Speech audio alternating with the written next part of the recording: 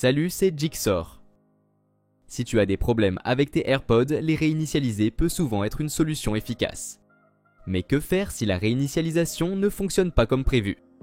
Dans cette vidéo, je vais te recommander quelques solutions pour t'aider à résoudre ce problème. C'est parti!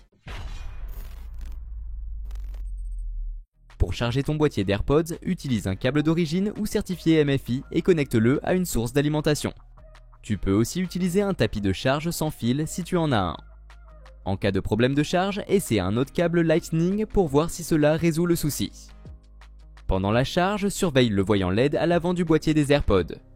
Une lumière orange signifie qu'ils sont en train de charger, tandis qu'une lumière verte indique qu'ils sont complètement chargés. Pour préserver la batterie de tes AirPods, garde-les dans le boîtier lorsqu'ils ne sont pas utilisés. Pour les problèmes logiciels persistants avec tes AirPods, les réinitialiser est souvent la solution la plus efficace.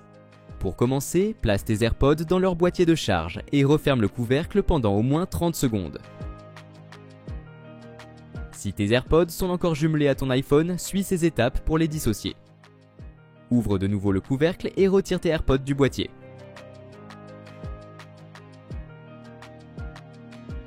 Ensuite, ouvre Réglages sur ton iPhone et va dans Bluetooth. Appuie sur le bouton I à côté de tes AirPods et clique sur Oublier cet appareil pour confirmer.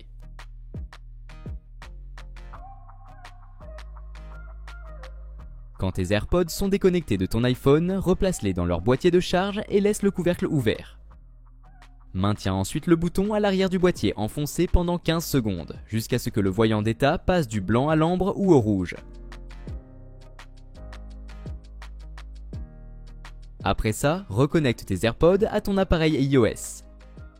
Pendant qu'ils sont encore dans leur boîtier de charge, garde le couvercle ouvert et place-les près de ton iPhone ou iPad.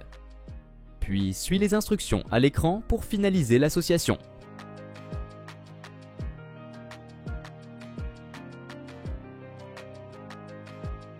Attention, les modèles plus récents, à partir des AirPods 3 et des AirPods Pro, ne peuvent pas être associés à un autre identifiant Apple s'ils sont toujours liés au compte d'origine.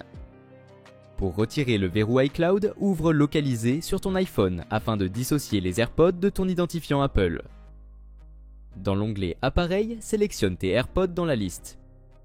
Puis appuie sur le bouton Supprimer cet appareil et entre ton mot de passe Apple ID pour les délier de ton compte. Une version iOS obsolète peut aussi être la cause de ce problème.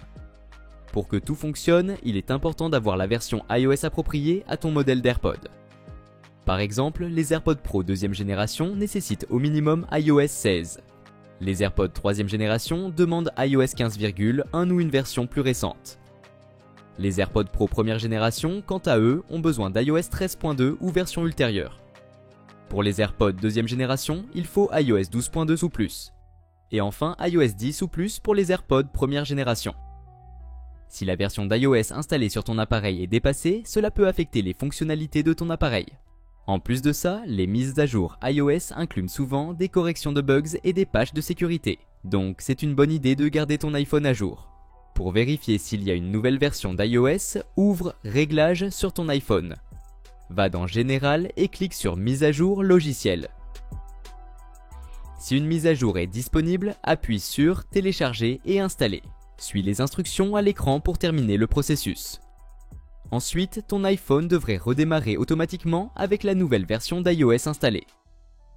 Garde en tête que tu as besoin de suffisamment d'espace de stockage et d'une connexion Wi-Fi stable pour installer une mise à jour iOS avec succès.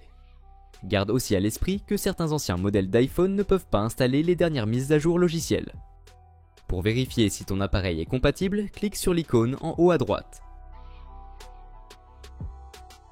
Et voilà, c'est tout pour aujourd'hui.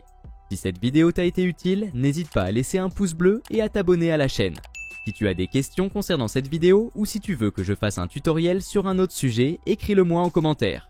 À la prochaine.